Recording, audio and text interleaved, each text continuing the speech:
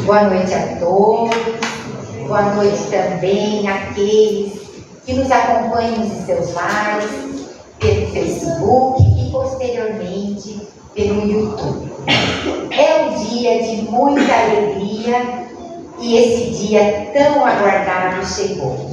Nós agradecemos a presença de todos aqui que puderam estar aqui conosco e também aqueles que estão nos seus lares, aproveitando, dessas modernidades e não deixando de poder presenciar uma palestra que nós consideramos muito importante.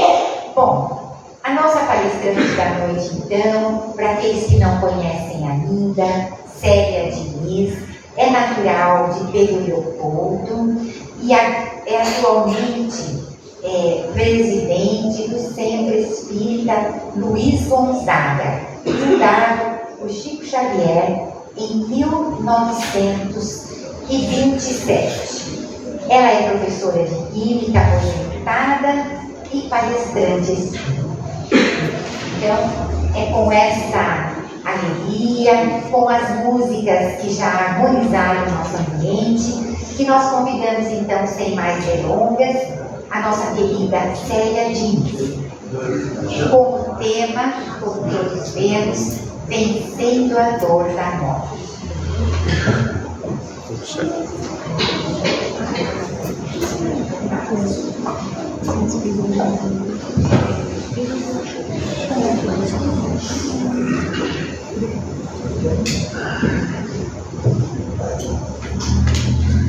Queridos irmãos, que Jesus nos envolva em sua paz.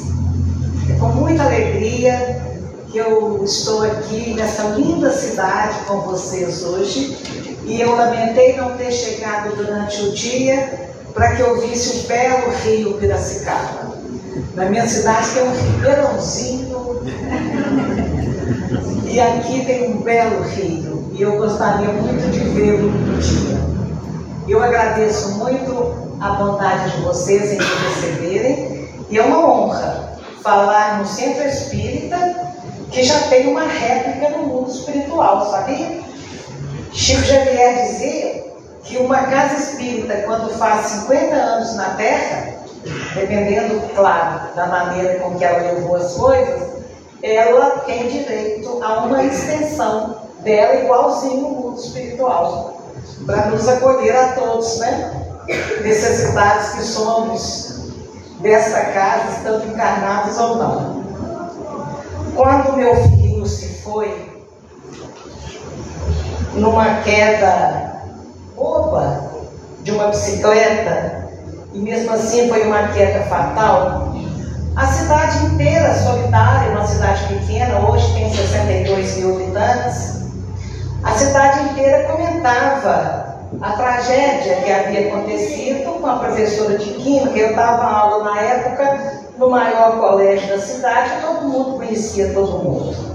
Então, o meu filhinho cai da garupa da bicicleta na sexta-feira e na segunda-feira ele se vai. E, diante daquela tragédia, as pessoas da minha cidade comentavam que uma mãe espírita, eu nasci em família espírita, que uma mãe espírita sepulta filho de uma forma muito diferente das outras.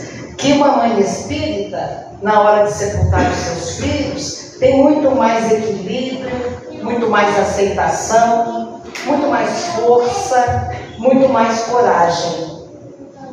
E eu não me sentia assim.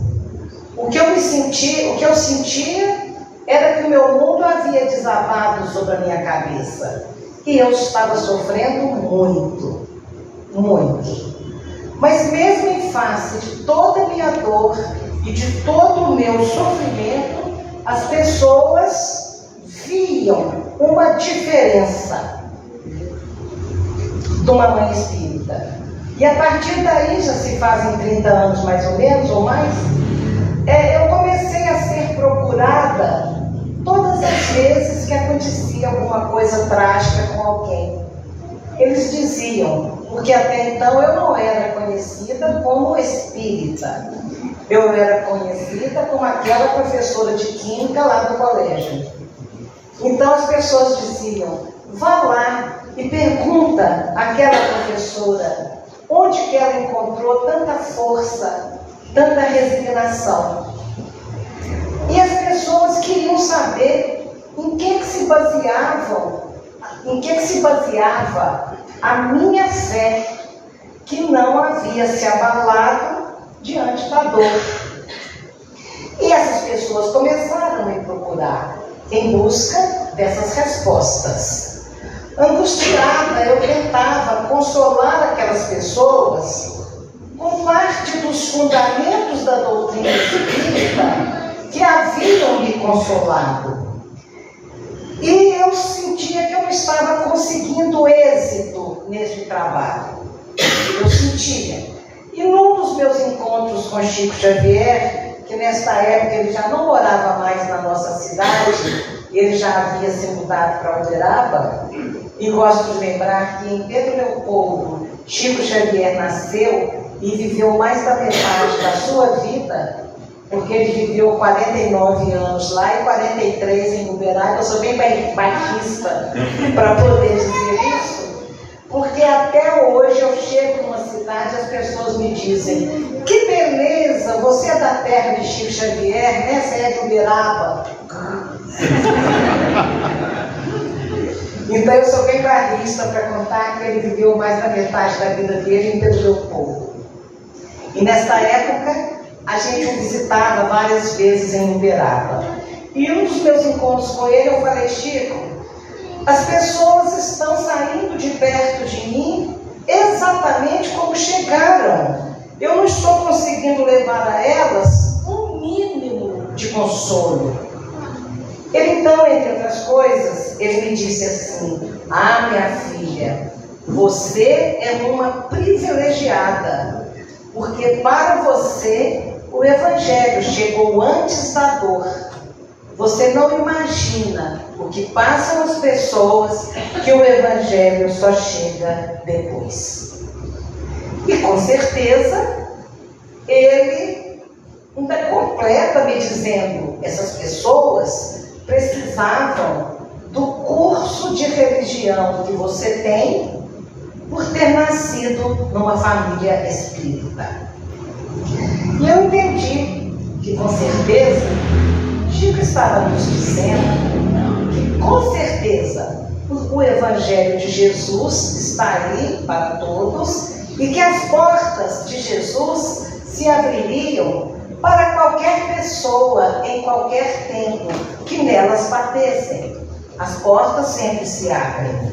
Mas eu entendi que a construção de uma fé sólida, que não se abala, que não abala a nossa confiança em Deus, que não abala a nossa confiança na justiça divina, uma fé sólida assim, que não abala na hora da tempestade, é uma construção mais demorada um pouco, que precisa realmente de mais fundamentos.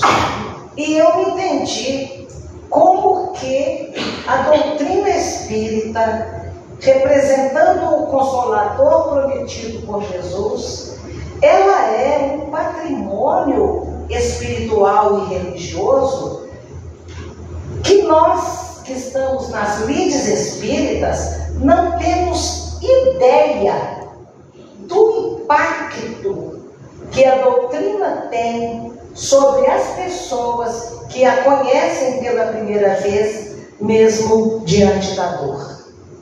A doutrina, ela é muito forte para desfolhar o Evangelho de Jesus. E quando a gente lê, vinde a mim, vós que estáis aflitos e sobrecarregados, que eu vos aliviarei. Quando a gente escuta este convite do Mestre que ressoa, porquanto palavras de vida eterna ressoa sempre aos nossos ouvidos, a gente entende o que significa ir a Jesus. Qual é a condição que ele coloca? Ele diz, vinde a mim, vós que estáis aflitos e sobrecarregados, e ele diz, e aprendei comigo, que sou brando e humilde de coração. E aí vem o versículo, a parte mais linda deste versículo, para acharmos o repouso de nossas almas. Ir a Jesus é achar o repouso para as nossas almas. Porque quando nós estamos sofrendo muito, nós ficamos atarantados, desesperados, agitados, estressados. Nós precisamos de repouso para as nossas almas.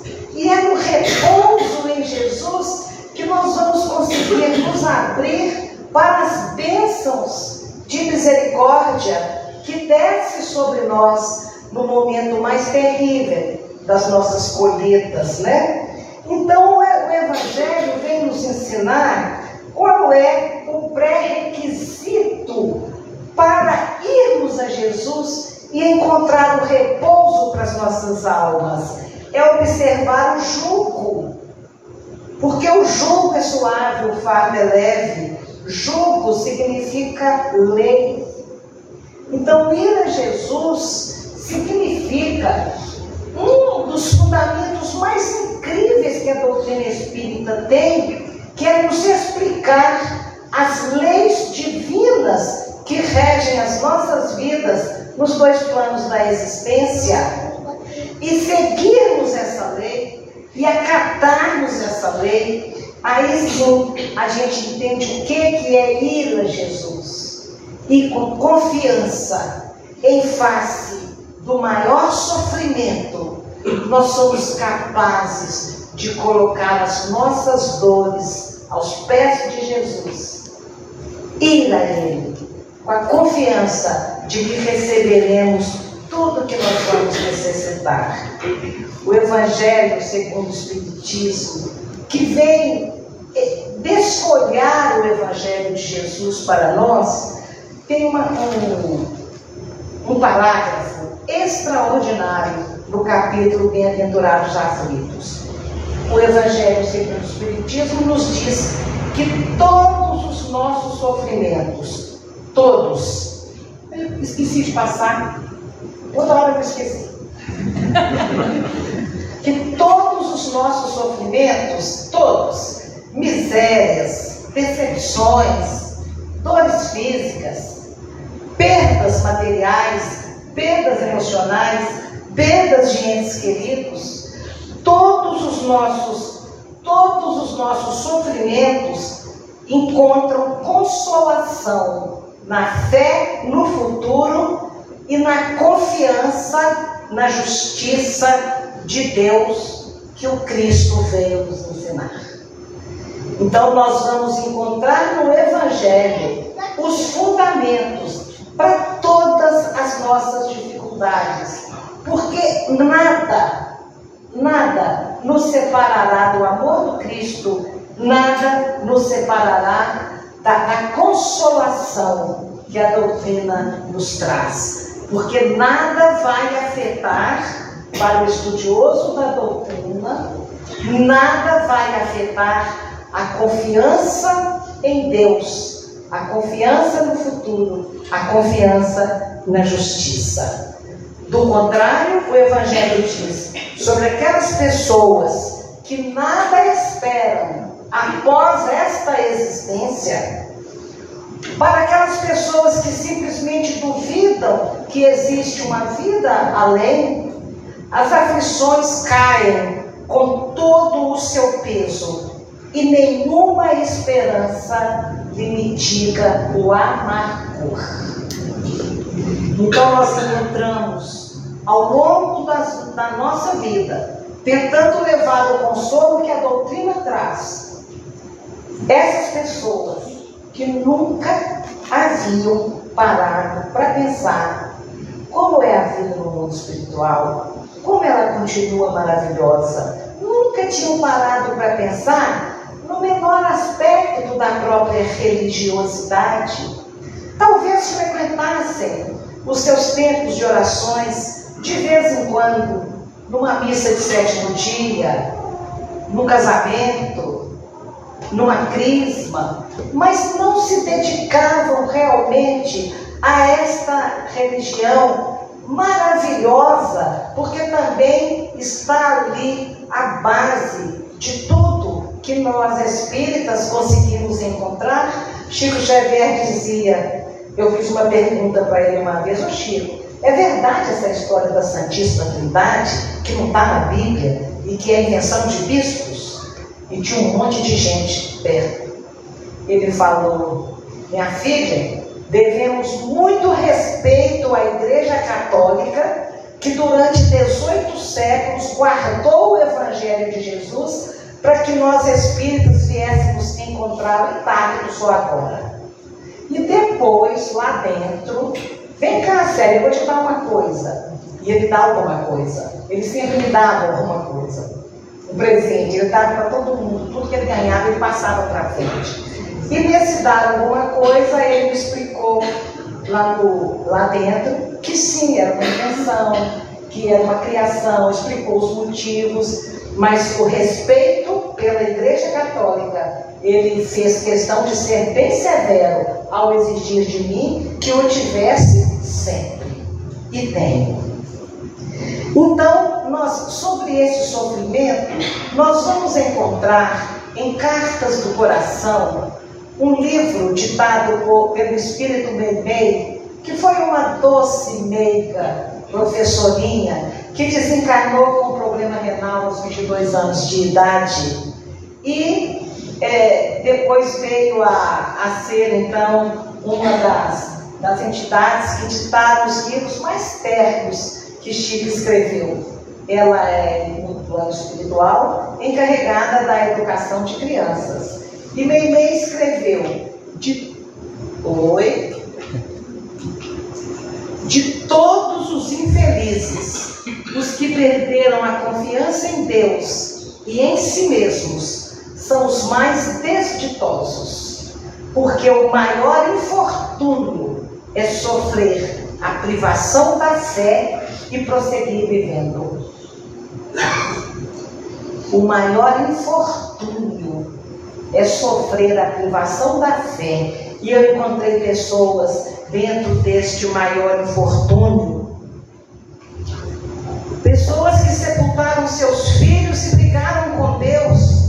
Eu pedi tanto a Deus que não deixasse meu filho partir, e ele não me atendeu. Eu pedi tanto a Deus que minha mãezinha não se fosse tão cedo, e ele não me atendeu. Então eram pessoas totalmente desafortunadas, que não conheciam a doutrina espírita em seu aspecto mais belo, que é nos fazer perceber Deus nos amparando, nos abençoando, nos atendendo, nos ajudando, mesmo através das nossas lágrimas. Bendita doutrina que nos permite ver Deus através das nossas lágrimas. E eu tenho encontrado pessoas que as lágrimas as afastam de Deus, porque é uma forma de religiosidade estranha, onde Deus é meu Pai e me ama, se Ele fizer a minha vontade. Se Ele não fizer a minha vontade de salvar o meu filho, a vida física do meu pai, da minha mãe, dos meus amores, então Ele nem existe. Ou então Ele não é bom. Ou então Ele não manda em nada. Porque se Ele mandasse, Ele não deixava essa injustiça acontecer aqui com o meu filho. Então, é não enxergar e não entender as leis que regem as nossas vidas, né? Nós somos muito privilegiados, porque nós sabemos por que sofremos. Nós sabemos o que viemos fazer aqui. Nós sabemos quem somos nós. Sabemos que não somos um corpo que é provável que tenhamos uma alma. Nós somos uma alma que estamos estagiando provisoriamente dentro deste corpo. Então, diante da dor que as pessoas não compreendem, não aceitam, porque não se dedicam às suas religiões, elas se desesperam e se afastam de Deus no momento que elas mais precisavam de segurar na mão de Deus para conseguir seguir em frente. Então, é com muita alegria que eu ouço as pessoas me darem feedback. Olha, escutei sua palestra, vi sua palestra, você me reconciliou com Deus. Eu não, a doutrina, né? A doutrina. Eu estava com raiva de Deus há 15 anos. Eu não conseguia perdoar o motorista que atropelou minha filha há 10 anos. E aí essas pessoas começam a despertar para o que é a vida e por que sofremos. As colheitas, elas começam a entender que nós estamos sob o planejamento reencarnatório que trouxemos para esta existência. Então nós nos sabemos imortais. Nós sabemos que a vida continua. O abençoado Papa João Paulo II disse na década de 80, e eu li na revista Veja, ele disse, entre outras coisas, sabemos que existe vida após a morte, mas não sabemos como ela é. Eu achei lindo um pastor de um rebanho tão extenso ter coragem de ir a público confessando que não tinha respostas. E nós sabemos como é esta imortalidade. Todas as religiões cristãs pregam a imortalidade da alma, mas somente a doutrina espírita prova e comprova esta imortalidade. Somente.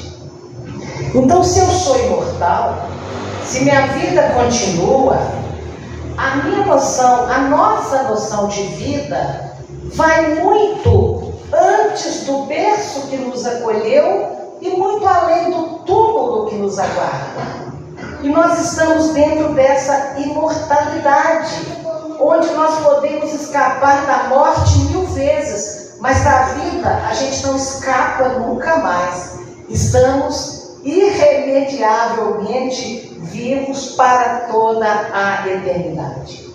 E a vida é uma só. Ah, é? Você não é reencarnacionista, não? Eu sou reencarnacionista. E quando Deus me criou, Ele me deu uma vida. E nessa uma vida, tem hora que eu estou viva dentro de um corpo físico e tem hora que eu estou viva fora do corpo físico. Nessa minha única vida, eu vou renascendo e desencarnando, renascendo e desencarnando. E nós renascemos aqui com a nossa programação para esta etapa da nossa vida, para esta existência. E nós fomos criados, então, dessa forma, no mundo dos espíritos, somos de lá, não somos daqui, e por isso nós precisamos de voltar para casa de vez em quando, porque morrer é voltar para casa.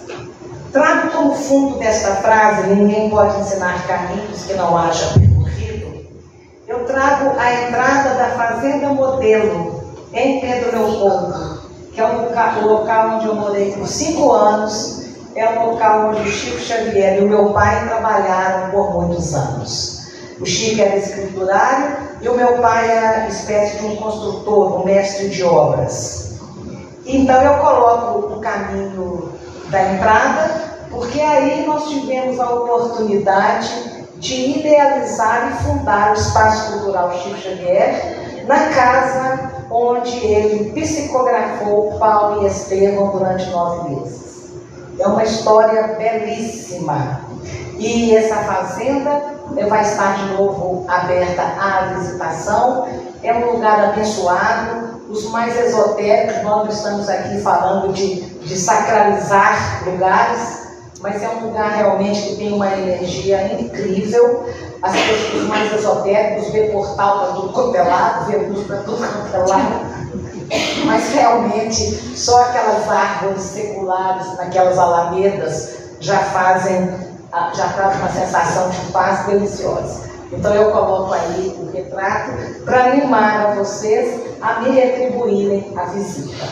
Estamos lá em Pedro Leopoldo, a 10 minutos do Aeroporto Internacional de Belo Horizonte. O aeroporto é mais perto de Pedro Leopoldo do que propriamente de Belo Horizonte. Então eu estou dizendo, pegando emprestadas palavras do ministro Calderaro, que ninguém pode ensinar caminhos que não haja percorrido. Por essa razão, eu não estou aqui na posição de quem está ensinando nada. Eu estou aqui apenas na posição de quem está compartilhando o que eu tenho aprendido e todo o consolo e a força que eu encontrei nessa doutrina de luz maravilhosa. A lição deste diálogo é uma das mais marcantes da minha vida. Vocês assistiram a este filme? Então aí está a Vanessa Gervelli representando o nosso papel num diálogo perfeito, exatamente como aconteceu. Porque o filme, nós tivemos a oportunidade de ajudar um pouquinho no roteiro, levando o roteirista que chamava Emmanuel, com 2 M's e e não conhecia nada da doutrina espírita. Meu filho, como é que você ousa chamar Emmanuel? Meu pai era espírita, pelo amor de Deus. Então eu estava ali igual o padre Anchieta ensinando o índio a ler. E eu fui, com todo respeito pelos índios, isso agora virou coisa feia de se dizer. Ó, desculpem. Então, a gente foi ver várias mensagens, estudando várias mensagens. Depois eu levei no Centro Caibar Schutel para conversar com a doutora Marlene, que tinha feito um trabalho excelente, A Vida Triunfa, sobre as mensagens de Chico. Então, eu estou falando isso porque a Vanessa Gervelli, no filme, ela não tem todas as minhas características. Por exemplo, no filme, ela era mãe de filho único, eu tinha mais 2. No filme, ela ficava desesperada na porta da escola porque o filhinho dela não saía mais naquele horário e ela ficava chorando, revoltada, vendo as outras crianças que saíam e o filho dela não. Essa era uma atitude de uma outra mãe, de uma outra carta. Então, tudo que está no filme é verdadeiro, mas às vezes pegou uma característica, um fato de várias mensagens e colocou num só personagem. Dito isto, vamos dizer aí esse diálogo que ele representa. Eu tinha uma babá, meus filhos tinham uma babá de 16 anos. Com este mais novo, de 3 anos, ela punha na manareta, vocês lembram dessa bicicleta? Ela tinha uma cadeirinha na frente, um cintinho de couro, e passeava com meu filho naquele bairro de ruas largas, bairro residencial, sem perigo nenhum. Um dia, o pneu estava furado, ela colocou meu filho na garupa da bicicleta grande e parou numa esquina para comprar álcool, e quando ele foi subir na bicicleta de novo, com a bicicleta parada, ele cai do outro lado. Ele tem um impulso tão forte, ele cai do outro lado, dá dois pontinhos aqui, um cortezinho bobo, na sexta de manhã. Na segunda-feira, às 7 horas, ele tem a primeira convulsão e antes de 10 horas já havia partido, rodeado de médico, de neurologista e de tudo mais. Então, a babá me dizia: eu matei seu filho, você me perdoa? Não, você não matou meu filho. Depois ela voltava no desespero, no descontrole dos seus 16 anos: eu matei sim seu filho, as minhas amigas estão me dizendo que se você quiser, você pode estar me botando na cadeia. Não, você não matou meu filho. E ela desesperada, insistindo nisso. Um dia eu disse a ela: você é responsável pela queda. Você não poderia tê-lo colocado numa bicicleta grande. Mas você não é responsável pela morte, porque ele poderia não ter morrido de uma quedinha tão boba. E ela não entendia. Não, eu matei. Um dia eu disse a ela: olha, o meu filho não morreu porque caiu da bicicleta. O meu filho caiu da bicicleta porque estava na hora dele morrer e morrer desse jeito. E ela não entendia. Finalmente eu disse, você que eu ouvia perdoa? Ok, perdoa. 4 meses após, eu chego para conversar com o Chico. E de cara, ele sempre leu a nossa tela mental com a maior facilidade. De cara ele olha para mim e diz assim, você perdoou a babá, não é, minha filha? E eu olhei para ele, nos olhos dele, como a dizer que eu não achava que era uma questão de perdão. Para não ter que explicar para ele como eu achava que era uma questão de perdão. Então eu olhei nos olhos dele e falei, perdoei, Chico, perdoei. E ele me deu uma resposta. Ele disse assim, você acha que você fez muito por tê-la perdoado? Você deveria ter agradecido que foi nos braços dela que seu filho caiu e não dos seus. Nem você nem seu marido suportariam o remorso. Você tinha que agradecê-la. E aí eu pensei um pouquinho naquilo, mas não tanto. Não entendi totalmente a profundidade daquilo. Foi quando o filme veio à tona que eles me convidavam para falar alguma coisa na avant-première, no lançamento do filme em cada estado. É que as pessoas chegavam para mim e diziam, escuta, Chico te deu aquela resposta? Você é uma mãezinha tão bonitinha lá perdoando, né? Mas é porque o Chico, naquele momento, ele havia lido meu coração. E ao mesmo tempo que meus lábios diziam, perdoei, o meu coração orgulhoso dizia, viu, Chico, como é que eu sou magnânima? Então eu apresentava aquele orgulho filosófico, viu, Chico, como é que eu conheço as leis que regem as nossas vidas? Viu como é que eu já estudei a doutrina, como é que eu estudei André Luiz, Kardec, todo mundo? Então foi o meu orgulho que ele responde, você acha que fez muito? Você devia tê-la agradecido. Quando eu fui escrever sobre isso, que eu achei uma lição muito importante, eu chamo o capítulo de O Outro Lado do Perdão, porque eu descubro nos fundamentos da doutrina que todas as vezes que pessoas entram nas nossas vidas e nos causam grandes dores, grandes aborrecimentos, elas, se não estivessem entrado nas nossas vidas, o nosso fardo seria muito mais pesado. Elas entram nas nossas vidas e fazem a parte que melhora a nossa situação. É por essa razão que devemos amar os supostos inimigos e desafetos.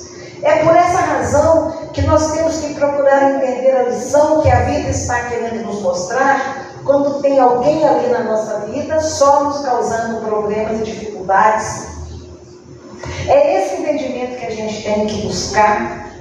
E eu entendi melhor isso quando há mais ou menos 5 anos me liga uma mulher de uma cidade, uma senhora, uma jovem mãe de uma cidade de Entre Rios, onde o marido foi levar a filhinha única de 3 anos para a creche e ele deixaria a menina na creche a 1 hora e buscava a menininha às 5. E quando ele sai do serviço para buscar a menininha, encontra a menininha morta no banco de trás do carro, no calor de 40 graus, porque ele tinha esquecido de levar a filhinha e foi direto para o serviço. O que esse pai não daria para que a menininha tivesse se afogado num balde de 2 litros de água, como já aconteceu, de uma criança se afogar numa creche num balde de 2 litros de água? Já que a filhinha dele ia partir, o que ele não daria para que aquela criança tivesse caído no braço de uma monitora? Não, ele foi o culpado. Então a mulher dele me dizia, eu perdoei o meu marido porque eu o amo, porque não foi por querer que ele fez aquilo, eu o perdoei, mas eu vi sua palestra e li um capítulo do livro e cheguei à conclusão que nós estamos aqui sob um planejamento reencarnatório. Ela compreendeu, ela buscou as respostas e encontrou. E tinha pouco tempo, quando a gente não está nem raciocinando ainda direito, ela tinha maturidade espiritual para compreender. É como se aquele conceito trouxesse à tona algo que estava ali no inconsciente, quase brotando. Essa é a impressão que eu tive. Então ela falou, eu compreendi que nós viemos, nós três, para a Terra, sob um planejamento. E quando meu marido chegou do serviço, eu me ajoelhei e pedi, e agradeci a ele, porque de nós três, eu, ele e a nossa filha, ele escolheu a pior parte. Então eu agradeci a ele. Isso é a doutrina espírita. Isso é a doutrina espírita. Que muda totalmente a nossa visão do que seja a morte, do que seja uma tragédia. E ela dizia, algum motivo tinha para minha filhinha ir embora agora. E eu disse a ela, vou te falar uma coisa que Chico Xavier me disse. Minha filha, eu quase que posso garantir para todas as mãezinhas que os seus filhinhos voltam para elas logo em seguida. E está lá hoje a menininha com 3 anos, igualzinha a outra. Quando ela manda para mim um retrato no WhatsApp, eu não sei qual que é qual. E outro dia ela me liga apavorada, sério, estou apavorada, hoje é o primeiro dia que eu vou levá-la para a creche. Você não vai esquecer mais não, pode ficar tranquila. Ela passou pelo que passou. Vocês passaram por essas experiências necessárias e agora ela veio para ficar, para aproveitar a reencarnação, para cuidar do próprio crescimento. Então, confirmando essa questão da nossa programação reencarnatória, Chico me explica que o meu filho foi um espírito que na outra existência se comprometeu pelo mau uso da inteligência. Quando ele se compromete pelo mau uso da inteligência, ele estraga o cérebro da alma, ele estraga o corpo perispiritual. E ele sentia dores na cabeça lá, quando ele sai da penúltima existência. Então ele precisava de um corpo para deixar aquele estrago. E aquele estrago se expressaria em forma de um aneurisma, que romperia com queda ou sem queda naquela época. E aí, o Chico me diz que o meu pai, desencarnado há 4 anos, por misericórdia divina, tinha a autorização de quando os meus filhos, os 3, começavam a brincar de cambalhotas em almofadas, o Chico descreve a altura das almofadas e descreve a brincadeira, e ele diz que o meu pai tinha autorização para ficar ali na sala da minha casa, segurando a cabeça do filhinho, para que ele não batesse a cabeça no chão e partisse antes da hora. Antes da hora. Quando o Chico me diz esse antes da hora, eu começo de novo a querer contar isso para as pessoas. A pessoa não morreu porque levou uma bala perdida. Ela levou uma bala perdida porque estava na hora dela partir. A pessoa não foi atropelada porque ela distraiu, porque ela era a pessoa errada no lugar errado. Ela não morreu porque foi atropelada, ela foi atropelada porque estava na hora dela partir e partir desse jeito. Então, nós trazemos no nosso DNA espiritual o gênero de morte que nós vamos deixar este corpo na Terra. nós trazemos a data. A data. E nós não mudamos essa data de um modo geral. Nós podemos antecipar a nossa partida pelos suicídios indiretos que nós perpetramos contra nós mesmos a cada dia. Tristeza profunda que destrói as defesas do organismo, e uma gripe vira uma pneumonia e te leva embora, um carocinho vira um câncer. Nós podemos partir antes da hora se temos uma alimentação inadequada, uma vida sedentária. Nós partimos antes da hora se somos dados a ataques de raiva, explosão de raiva que queima o nosso fluido vital. Então nós podemos nos matar antes da hora, mas as leis de Deus não permitem que ninguém tire a nossa vida se não estiver na hora da nossa partida.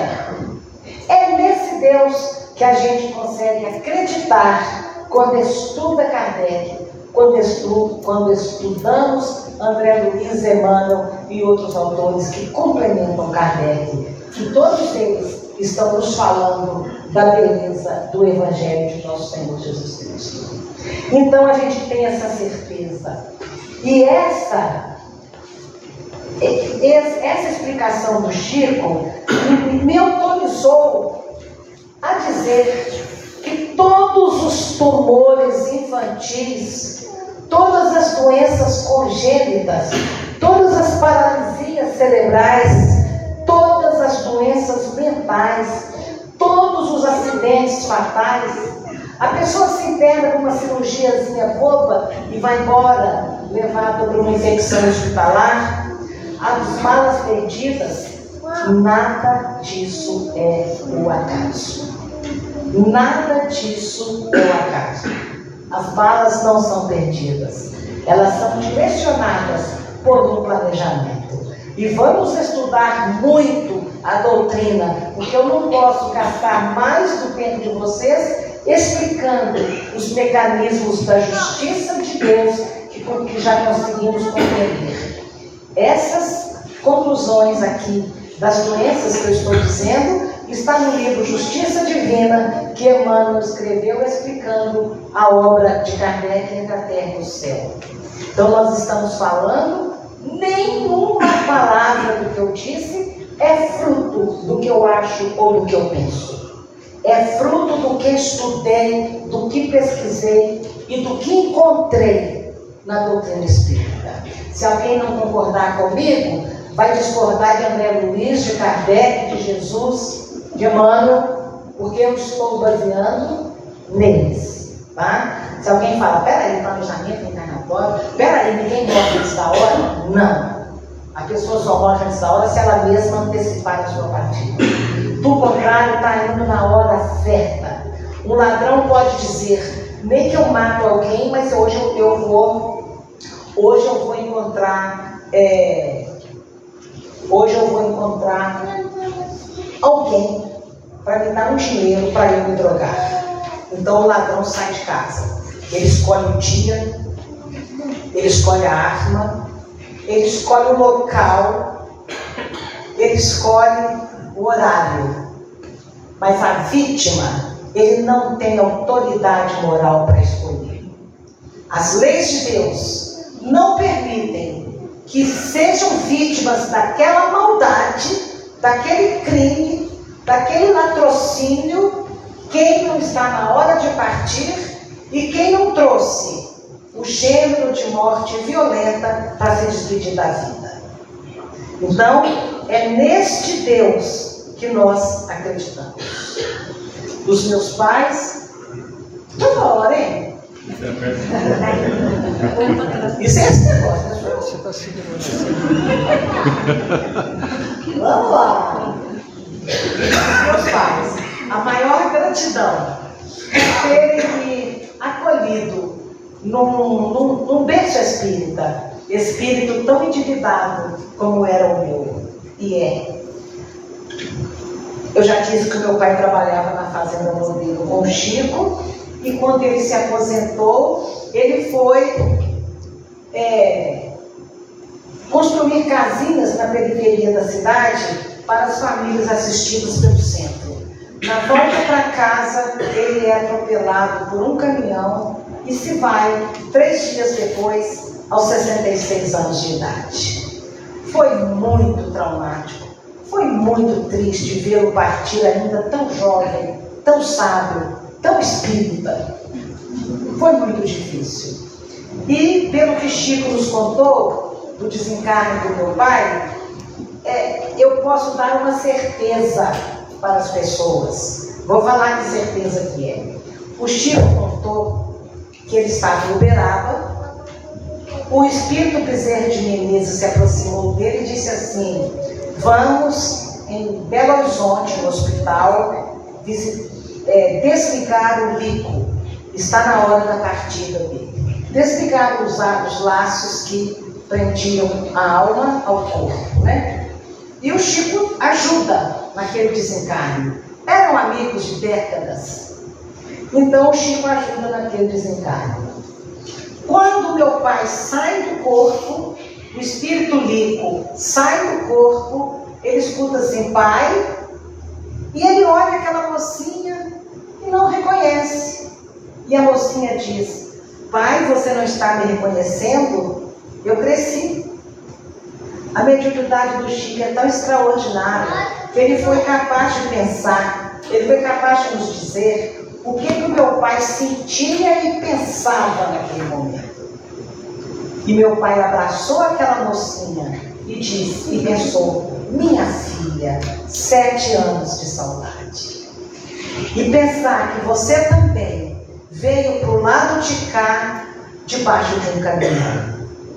Então ali meu pai conservava uma certa lucidez, mas a vista enevoada e a emoção foi tão forte que quase ele desmaia no colo da mãezinha dele, a quem ele adorava e que havia partido há 3 meses. Qual é a certeza que eu posso levar para todos os corações enlutados? Essa não foi uma prerrogativa só do meu pai.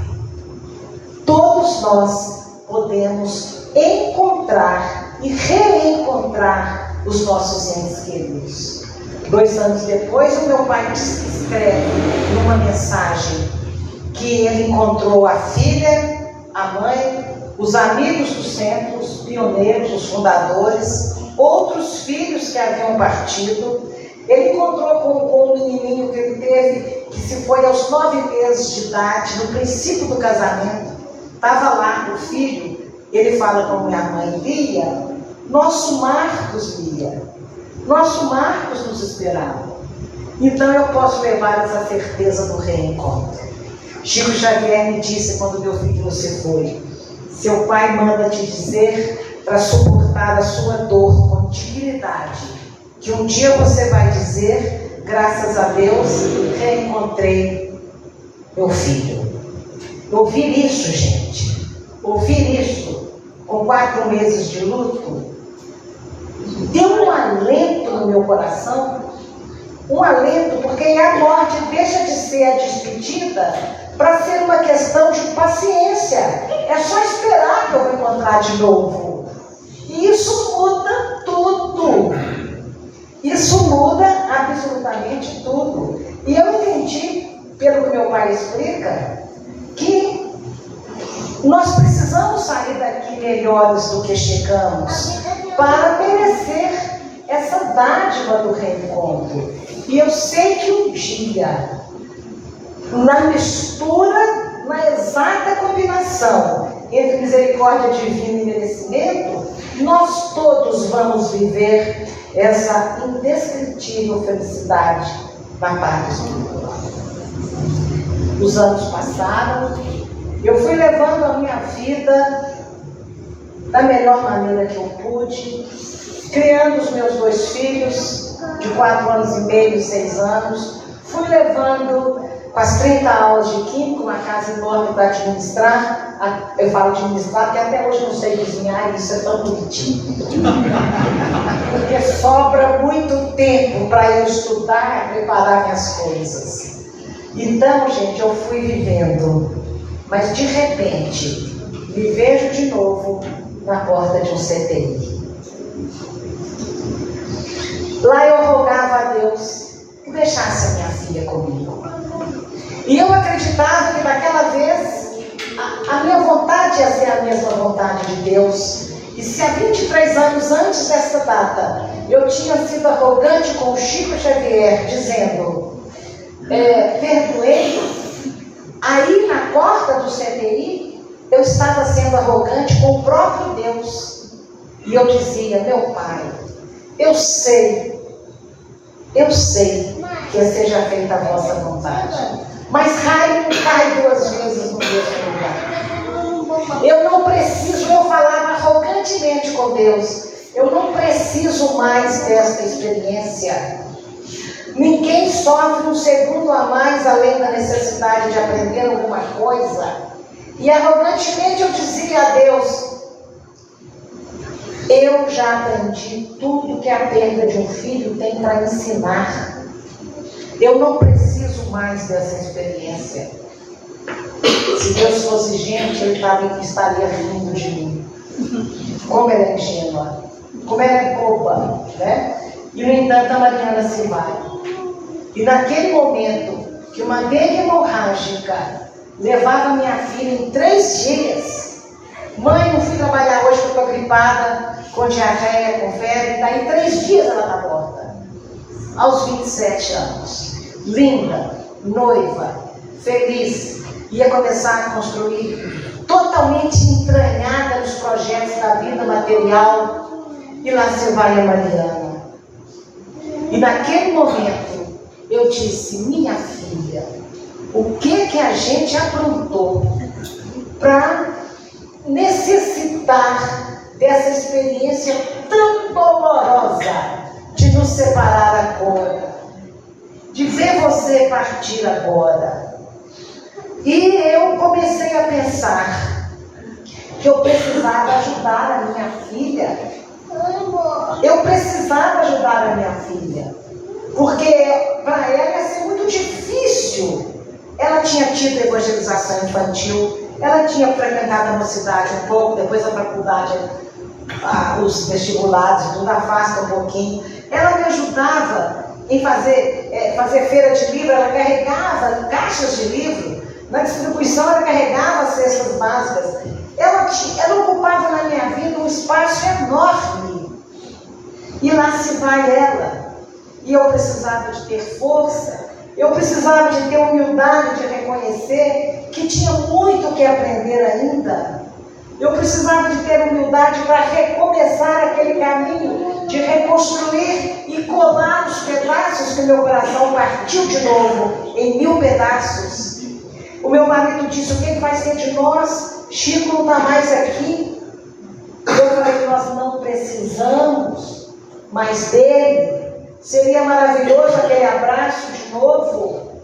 Seria maravilhoso ele nos explicar os motivos. Mas nós já sabemos o que nós temos que fazer para dar conta dessa dor. Nós já sabemos que essa dor passa. Nós já sabemos que não vai doer para sempre. E ali, gente, só com muita oração que a gente dá conta. Olha que maravilha. Deixa essa frase entrar no seu coração. O homem se eleva em oração e Deus se inclina em misericórdia. Isto é sempre. Então, anos depois eu estava em condições de responder as perguntas das pessoas. Por que uma mãe espírita se recupera muito mais depressa? Por que uma mãe espírita aceita a partida? Porque uma mãe espírita sabe que não é fácil morrer jovem. Uma mãe espírita sabe. Com todo... Desculpem. Eu estou saindo de uma gripe forte, eu preciso de um chazinho.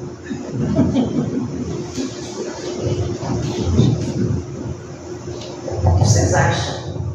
Que a minha filha, ao acordar no plano espiritual, deixando para trás todos os seus projetos de vida, todos os seus sonhos, todos os seus amigos, tudo, noivo, a mim, ao pai, ao irmão que ela adorava. Vocês acham que ela acordou lá e falou: que beleza, a religião espírita está certa, a vida continua, que colônia engraçadinha que eu estou aqui. Não, os nossos filhos vão falar isso um dia, mas eles precisam de um tempinho para se readaptarem na volta para casa. E quando o filho está sofrendo, onde que ele busca força? No coração dos pais, no coração da mãe. E a minha filha não poderia encontrar no meu coração algo que alimentasse a provável rebeldia que ela estava sentindo por ter saído da vida daquela forma, a provável tristeza. Ela não poderia encontrar: oh, minha filha, que pena que você não está mais aqui, porque eu ia reforçar a dor dela.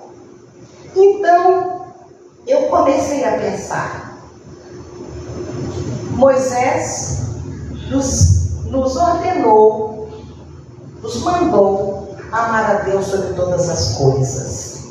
Jesus corrobora esta ordem quando ele diz, em Mateus escreve: amarás o Senhor teu Deus de todo o teu coração, de toda a tua alma, de todo o teu espírito, e em algumas traduções, de todo o teu entendimento. E eu não entendia porque como que eu ia conseguir amar a Deus que eu ainda compreendia tão pouco dele? Como amar a Deus mais do que eu amo meu pai, minha mãe, meus filhos, meus amores? Como?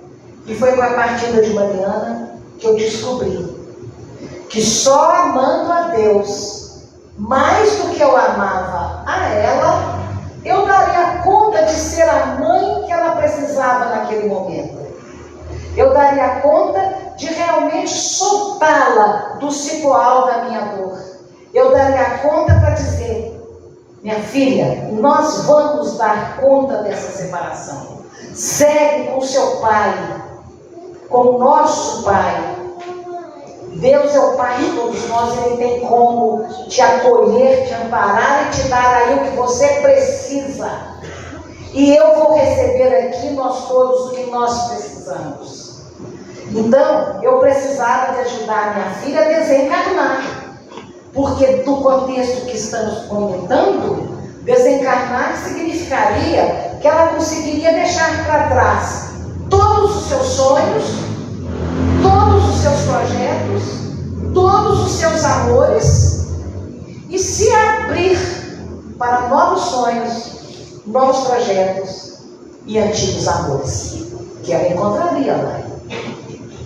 E isso é que é desencarnar. E para que ela tivesse esta força, era preciso que eu a entregasse de volta para Deus.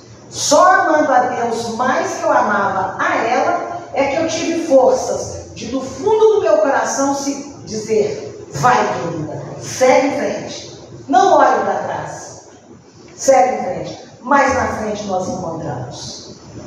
E o nosso aprendizado começou na tentativa de realmente amar a Deus acima de todas as coisas. Porque amar um filho que chega é muito fácil, mas o verdadeiro amor a gente aprende quando tem que entregar de volta para o verdadeiro Pai. Esse é o aprendizado. Este é o patrimônio que a doutrina espírita nos ensina. Estas são as ferramentas de consolação. E quando nós nos debruçamos sobre a obra que os imortais nos trouxeram e Allan Kardec codificou, sobre a obra magnífica, maravilhosa de Francisco Cândido Xavier e outros, quando a gente se debruça, a gente olha para a vida e diz assim: mande Deus, ou mande a vida, o que quiser, eu sei que eu vou dar conta. Porque há uma lei dizendo que nos meus ombros a cruz só do tamanho que posso carregar. E quando eu sepulto a minha filha, eu penso, vou dar conta, porque senão ela não teria renascido minha filha, já que ela tinha que ir embora aos 27 anos. Assim é o nosso planejamento. Nós só trazemos as expiações que damos conta. E eu quero deixar essa mensagem. Qualquer que seja a sua dificuldade, o seu desafio de vida, qualquer que seja a sua dor, o seu problema, o seu sofrimento, tenha certeza, você vai dar conta. Porque se você não fosse dar conta, este problema, essa dor, esse desafio e essa dificuldade não estaria sobre os seus ombros. É nesse Deus que a doutrina espírita nos ensina a confiar. Deixa aquietar que a genialidade de Miguel Ângelo foi capaz de nos mostrar este momento em que Nossa Senhora segura o corpo machucado de Jesus. E ela eleva-se no céu a soberana Senhora, onde tantas vezes choraram de júbilo e de saudades e de esperanças sem o Filho amado. Ela chorou muitas vezes sem o Filho amado. E o choro silencioso dela, por ter segurado um dia o corpo machucado de Jesus, tem atravessado os séculos, consolando a todos os filhos que partiram, consolando a todos os entes queridos que ficaram, consolando a todas as famílias que veem seus filhos se perderem num mundo às vezes tão impiedoso, para uma vida às vezes tão cruel. Então nos inspiremos no martírio de angústia de Nossa Senhora e saibamos encontrar na esperança e na fé, no amor e no trabalho, o lenitivo para os males que nos afligem, deixando ressoar no recôndito de nossas almas a voz sublime de Maria, dizendo: calma, minha filha, isto também passa. Muito obrigada.